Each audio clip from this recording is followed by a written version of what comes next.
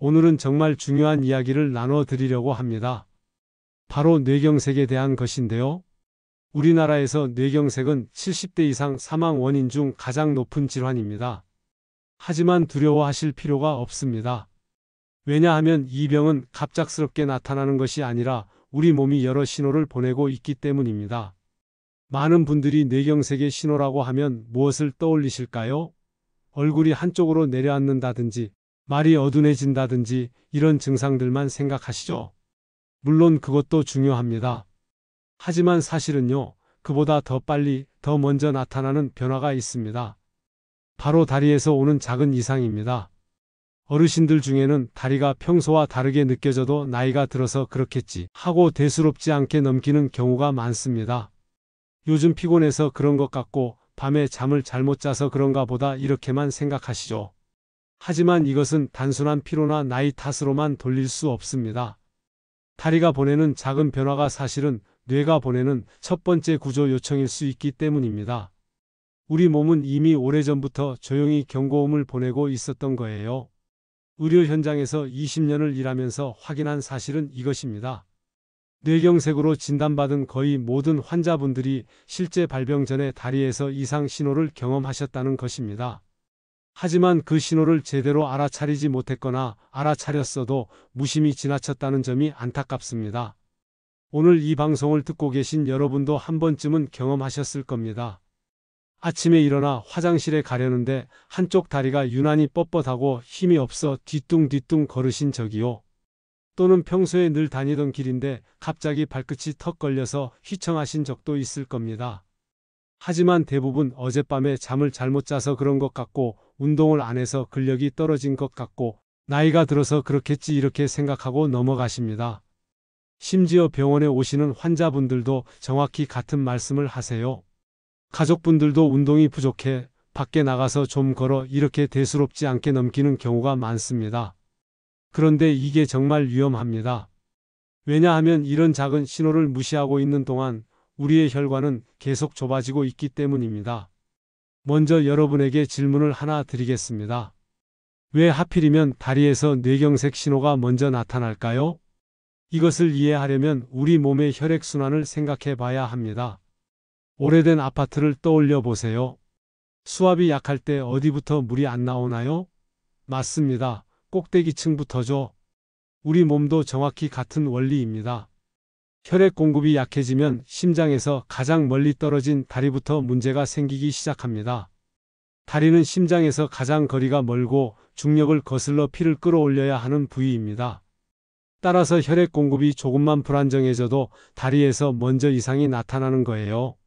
특히 뇌혈관이 막히면서 전체 순환이 나빠지면 다리 근육까지 산소와 영양이 제대로 전달되지 않으니 힘이 빠지고 감각도 둔해지게 됩니다. 여기서 더 중요한 것은 뇌의 구조입니다. 우리 뇌는 좌우가 교차해서 몸을 조정합니다. 뇌에서 내려가는 신경이 중간에서 교차하기 때문에 왼쪽 뇌에 문제가 생기면 오른쪽 다리에, 오른쪽 뇌에 문제가 생기면 왼쪽 다리에 이상이 생기는 거예요. 왜 그럴까요? 왼쪽 뇌는 오른쪽 팔과 다리를 조절하고 오른쪽 뇌는 왼쪽 팔과 다리를 조절합니다. 그래서 뇌혈관이 막히기 시작하면 반대편 다리에 먼저 신호가 나타나는 것입니다. 게다가 다리는 걷기, 균형 잡기, 체중 지탱하기 같은 정말 복잡한 일을 동시에 하고 있습니다. 그래서 뇌의 작은 이상도 금방 티가 나는 거예요. 쉽게 말해서 뇌에 문제가 생겼을 때 얼굴보다 다리에서 먼저 반응이 나타나는 경우가 많습니다. 이것이 뇌의 교차 신경체계 때문인 거죠. 따라서 다리는 뇌 건강의 조기 경보 역할을 한다고 보시면 됩니다. 의료 현장에서 경험한 바로는 뇌경색 발병 전 뇌혈류 이상이 가장 먼저 드러나는 부위가 바로 다리입니다. 이것은 단순한 관찰이 아니라 의학적으로도 잘 알려진 사실입니다. 하지동맥은 길이가 길고 말초까지 산소와 영양을 공급해야 합니다. 그래서 혈액 흐름이 조금만 줄어도 곧바로 힘이 빠지거나 감각이 둔해지는 것입니다. 실제로 선진국의 의료기관들에서 수천 명을 대상으로 한 연구에서도 환자들의 절반 이상이 뇌경색이 오기 전에 다리에서 먼저 이상을 느꼈다고 보고했습니다. 그러니까 다리가 보내는 신호는 결코 가볍게 볼 수 없다는 것이죠. 그렇다면 이제 다리에서 나타나는 뇌경색 전조 신호 7가지를 구체적으로 알아보겠습니다. 이것들은 단순한 증상이 아닙니다. 이것들은 살아있는 경고등이라고 생각하셔야 합니다. 혹시라도 이 중 한 가지만이라도 경험하셨다면 절대 그냥 넘기지 마셔야 합니다. 첫 번째 신호, 한쪽 다리에 갑작스러운 힘 빠짐. 계단을 오르다 갑자기 한쪽 다리에 힘이 풀려 주저앉을 뻔한 경험이 있으신가요? 또는 의자에서 일어날 때 유독 한쪽 다리만 힘이 안 들어가는 경험 말입니다. 많은 분들이 이런 순간을 단순히 피곤하거나 운동 부족 탓으로 돌립니다. 하지만 사실은 다릅니다. 운동 부족으로 다리가 약해지면 보통 양쪽이 함께 힘이 빠지고 걸으면 걸을수록 점점 지쳐가는 양상으로 나타납니다. 그런데 뇌혈관에 문제가 있으면 특징적으로 한쪽 다리만, 그것도 갑자기 뚝 힘이 빠지는 형태로 나타납니다. 쉬어도 금방 회복되지 않거나 같은 쪽에서 반복된다면 단순한 근육 약화가 아니라는 뜻입니다. 뇌에서 내려오는 운동 신호와 올라오는 감각 신호가 어긋날 때 나오는 전형적인 증상입니다. 걷다가 발이 엉뚱한 방향으로 가는 느낌, 장바구니를 들다가 갑자기 다리에 힘이 풀리는 경험 등으로도 나타납니다. 실제로 이런 증상을 호소한 환자분들을 검사해보면 상당수에서 뇌혈관의 협착이나 미세한 뇌경색이 발견됩니다. 즉, 단순한 노화 현상으로만 치부하기에는 분명히 의학적 의미가 있는 신호라는 것이죠. 두 번째 신호, 다리의 저림과 감각 이상. 발바닥이 무뎌져 뜨겁고 차가운 것을 잘 구별하지 못하거나 촉감이 둔해지는 경우가 있습니다. 많은 분들이 이렇게 표현하세요. 맨발인데 양말을 신는 것 같다. 발바닥에 솜을 깔고 걷는 느낌이다라고 말입니다. 여기서 중요한 건 이런 저림이 단순한 말초 신경 문제와는 다르다는 점입니다. 허리 디스크나 신경이 눌려서 생기는 저림은 보통 발끝에서 시작해 발목, 종아리 쪽으로 양말 신는 범위처럼 서서히 퍼져 올라가는 양상으로 나타납니다. 또한 허리를 숙이거나 오래 앉아 있을 때 심해졌다가 자세를 바꾸면 다시 가라앉는 경우가 많죠. 그런데 뇌혈관 문제로 오는 저림은 양상이 전혀 다릅니다. 특징적으로 한쪽 다리에만, 그것도 갑작스럽게 나타나고 자세와 상관없이 반복되는 경우가 많습니다. 발 자체는 멀쩡하지만 감각 신호를 처리하는 뇌의 감각, 피질의 혈류가 부족해지면서 뇌가 그 신호를 잘못 해석하는 거예요. 그래서 뜨거운 물에 발을 담갔는데도 덜 뜨겁게 느껴지거나 울퉁불퉁한 바닥인데도 평평한 것처럼 느껴지기도 합니다. 세 번째 신호, 다리를 질질 끄는 보행, 의학용어 족하수. 정상이라면 발목 근육이 발끝을 들어 올려 바닥에 걸리지 않도록 해줍니다. 그런데 뇌에서 내려오는 신호가 제대로 전달되지 않으면 발목을 들어 올리는 힘이 약해져 발끝이 바닥에 끌리게 됩니다. 그래서 걷는 소리가 달라지고 신발 앞부분이 유난히 빨리 닿는 특징이 나타나죠. 문제는 본인은 잘 모른다는 겁니다. 대신 가족들이 먼저 눈치채는 경우가 많습니다. 요즘 엄마 걸음걸이가 이상한데? 발을 자꾸 끄는 소리가 난다. 이렇게 일상 속 작은 변화를 통해 드러나는 경우가 많습니다. 저희 임상 경험상 환자 한 분은 아내분이 신발 앞창이 한쪽만 이상하게 닳는다고 의심해서 병원에 왔습니다. 검사 결과 작은 뇌경색이 확인되었고 조기에 발견해 큰 사고를 막을 수 있었습니다. 이처럼 걸음걸이의 작은 변화, 신발, 마모나 발소리 같은 단서가 사실은 뇌가 보내는 중요한 신호일 수 있습니다. 무심코 지나치지 말고 가족끼리 서로 잘 살펴봐야 합니다. 네 번째 신호, 자꾸 걸려 넘어지는 증상. 평소에 잘 다니던 길인데 요즘 따라 문턱이나 계단에 자꾸 걸리는 경우가 있으신가요? 이건 단순히 문턱을 못 봐서 그런 것이 아니라 뇌혈관 손상으로 고유 감각이 떨어진 신호일 수 있습니다. 고유 감각이라는 말이 조금 어려운데 쉽게 말하면 내 발이 지금 어디에 있고 어떤 자세로 있는지를 뇌가 스스로 아는 능력입니다. 우리가 길을 걸을 때 발을 일일이 내려다보지 않아도 걸을 수 있죠. 계단을 오를 때도 눈으로 발끝을 확인하지 않고 자연스럽게 발을 올려놓을 수 있는 것은 고유 감각, 신호가 뇌에서 다리까지 잘 전달되기 때문입니다. 그런데 이 기능이 떨어지면 뇌가 발의 위치를 제대로 인식하지 못해 작은 문턱에도 걸려 넘어지고 계단 높이를 잘못 짚어 휘청거리게 되는 거죠. 문제는 이런 낙상이 단순히 넘어지는 것으로 끝나지 않는다는 겁니다. 특히 70대 이상 어르신들의 경우 넘어짐은 곧 엉덩이 골절, 척추 골절, 그리고 장기간의 와병 생활로 이어지기 쉽습니다. 물론 누구나 가끔은 발이 걸릴 수 있습니다. 하지만 특별한 이유가 없는데도 반복적으로 같은 증상이 나타난다면 단순한 노화가 아니라 뇌가 보내는 위험 신호일 수 있다는 것을 기억하셔야 합니다. 5번째 신호, 다리 떨림과 자발적이지 않은 움직임. 내가 가만히 있으려고 해도 다리가 자꾸 떨리거나 스스로 제어하기 어려운 움직임이 반복되는 경우입니다. 물론 누구나 피곤하거나 긴장했을 때 다리가 잠깐 떨릴 수 있습니다. 그런데 이런 경우는 금방 멈추고 쉬면 사라집니다. 하지만 뇌혈관 문제로 생기는 떨림은 양상이 다릅니다. 원하지 않아도 반복적으로 나타나고 특정 상황과 상관없이 지속되는 특징이 있죠. 왜 이런 일이 생길까요? 뇌는 우리 몸의 지휘자 같은 역할을 합니다. 다리를 움직여라, 멈춰라, 힘을 줘라 하는 신호를 내려보내야 하는데 뇌혈관이 좁아지거나 막히면 이 신호가 불안정해집니다. 신호가 들쭉날쭉해지니 다리가 내가 원하지 않았는데도 떨리거나 움찔거리는 겁니다. 이처럼 내가 원치 않았는데 다리가 자꾸 움직인다는 것은 단순히 나이나 관절 탓으로만 볼 수 없습니다. 반복적이고 지속적인 떨림이 나타난다면 반드시 신경학적 검진을 받아보셔야 합니다. 6번째 신호, 보행 불균형과 휘청거림. 우리 뇌의 뒤쪽에 자리 잡은 기관을 소뇌라고 부르는데 이곳은 몸의 균형과 조화를 담당합니다. 이곳으로 가는 혈류가 막히면 걷는 동작이 매끄럽지 못해집니다. 중심을 잡지 못하고 몸이 한쪽으로 기울거나 발이 제자리에서 꼬이듯 움직이는 거죠. 이런 증상은 특히 아침에 심해지는 경우가 많습니다. 밤사이 혈압이 떨어지면서 뇌로 가는 혈류가 줄어들기 때문입니다. 그래서 실제로 많은 뇌경색 환자들이 아침에 갑자기 쓰러져 응급실로 오게 됩니다. 환자분들은 흔히 이렇게 표현하십니다. 술도 안 마셨는데 비틀비틀한다. 바닥이 울렁거리는 것처럼 느껴진다. 걸음이 삐끗거린다고 말입니다. 겉으로 보기에는 단순한 어지럼증처럼 보이지만 사실은 뇌에서 균형을 잡는 신호가 제대로 전달되지 않는 상태일 수 있습니다.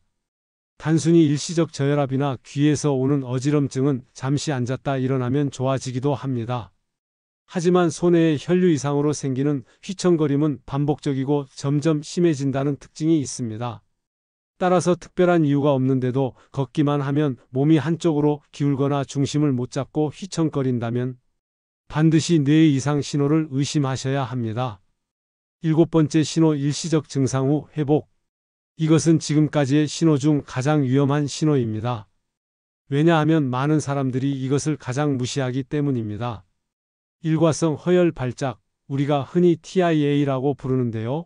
이것은 뇌혈관이 잠깐 막혔다가 다시 열리면서 나타나는 현상입니다. 그래서 몇 분에서 수십 분 동안 다리에 힘이 빠졌다가 감각이 둔해졌다가도 금방 회복될 수 있습니다. 한 환자분의 예를 들어보겠습니다. 어떤 분은 다리에 힘이 빠졌다가 20분 만에 정상으로 돌아와 그냥 집으로 가셨습니다. 다행히 가족분들이 불안하다며 다음날 병원에 모시고 와서 작은 뇌경색을 조기에 발견하고 치료할 수 있었습니다. 만약 그렇지 않았다면 며칠 안에 큰 뇌경색으로 이어졌을 가능성이 높았습니다. 문제는 많은 분들이 증상이 다시 괜찮아졌으니 이제는 별일 아니다 하고 안심해 버린다는 것입니다. 하지만 사실 이것이 가장 위험합니다.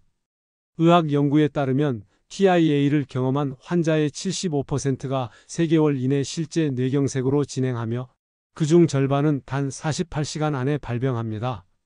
생각해 보세요. 잠깐 증상이 사라졌다는 것은 뭘 의미할까요? 이것은 혈관이 임시로 뚫렸다는 뜻입니다. 곧 다시 완전히 막힐 수 있다는 경고입니다. 따라서 다리에서 증상이 나타났다가 회복되었더라도 절대 그냥 넘기면 안 됩니다. 오히려 이때가 가장 서둘러 병원에 가야 할 순간이라는 것을 꼭 기억하셔야 합니다. 뇌경색의 골든타임은 고작 4시간 남짓입니다. 이 시간을 놓치면 수억 개의 뇌세포가 회복 불가능한 손상을 입게 됩니다. 그래서 TIA는 절대로 무시할 수 없는 신호인 것입니다.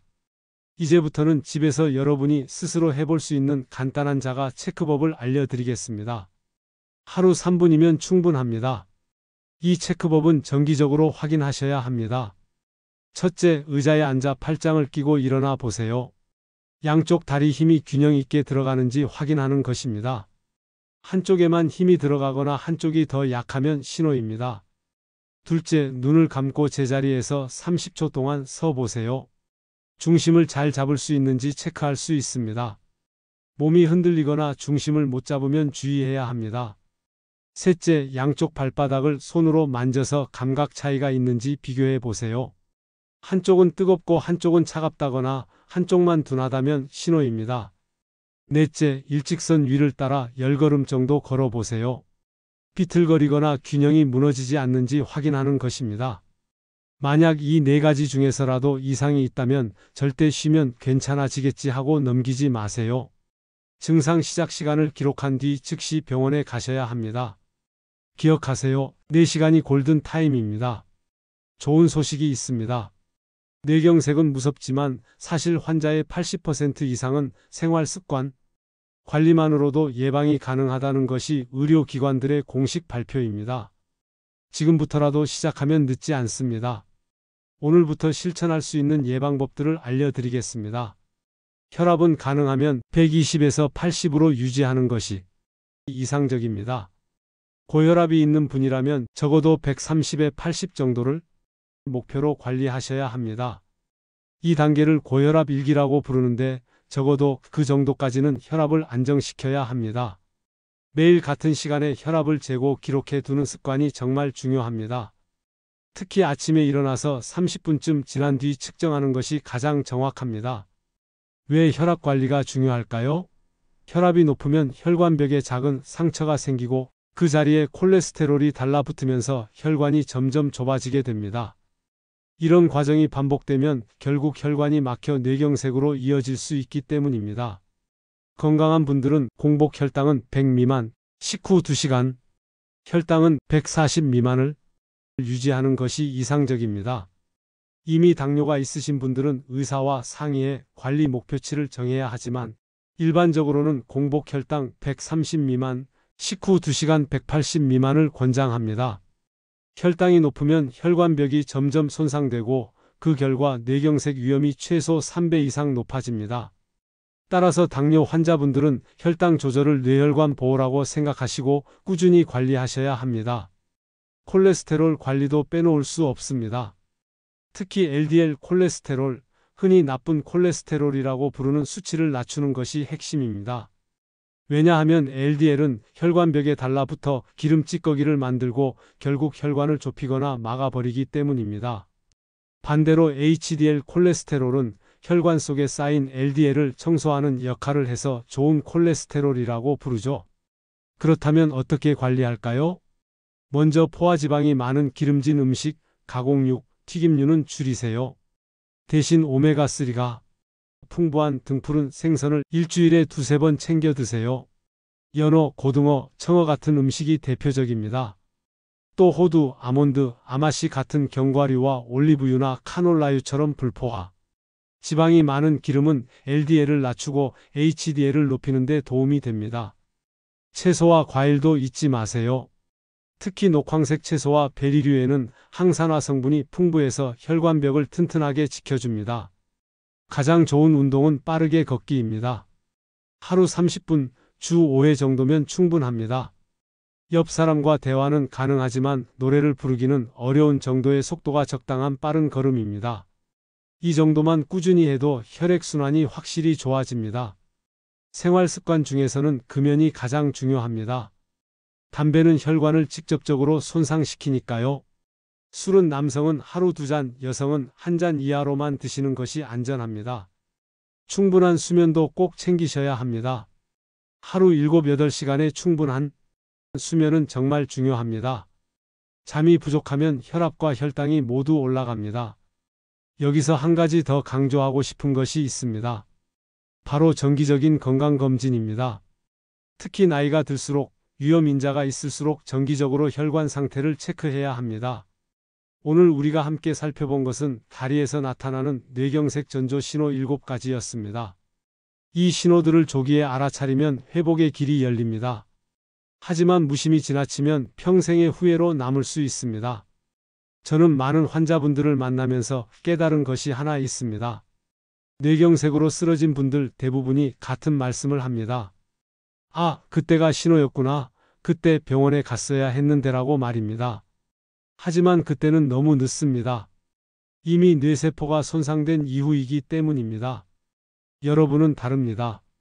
오늘 이 방송을 듣고 계신 여러분은 이제 이 모든 것을 막을 수 있는 지식을 손에 넣으셨습니다. 다리는 단순히 우리 몸을 지탱하는 기둥이 아닙니다. 다리는 뇌가 보내는 경보 장치입니다. 경보음을 무시하면 화재를 피할 수 없듯이 다리에서 오는 신호를 무시하면 뇌경색을 피하기 어렵습니다. 하지만 기억하세요. 우리 몸은 거짓말을 하지 않습니다. 다리가 보내는 신호에 귀를 기울이면 뇌경색을 예방할 수 있습니다. 다리는 뇌의 언어라는 것을 꼭 기억해 주세요. 혹시 지금 이 방송을 듣고 계신 분 중에 오늘 말씀드린 증상이 있으신 분이 계시다면 절대 주저하지 마시고 지금 바로 가까운 병원에 가세요. 특히 증상이 시간이 지나면서 나아졌다고 해서 안심하지 마세요. 그것이 바로 가장 위험한 신호일 수 있습니다. 건강은 잃어버리고 나서야 그 소중함을 깨닫습니다. 하지만 지금부터라도 시작하면 늦지 않습니다. 오늘부터 작은 신호에 귀를 기울이고 생활 습관을 조금씩 개선해 나가세요. 여러분의 작은 관심과 실천이 여러분의 건강한 내일을 만들어낼 것입니다. 오늘 이 시간이 여러분과 여러분 가족의 건강한 미래를 위한 첫 걸음이 되기를 바랍니다. 감사합니다.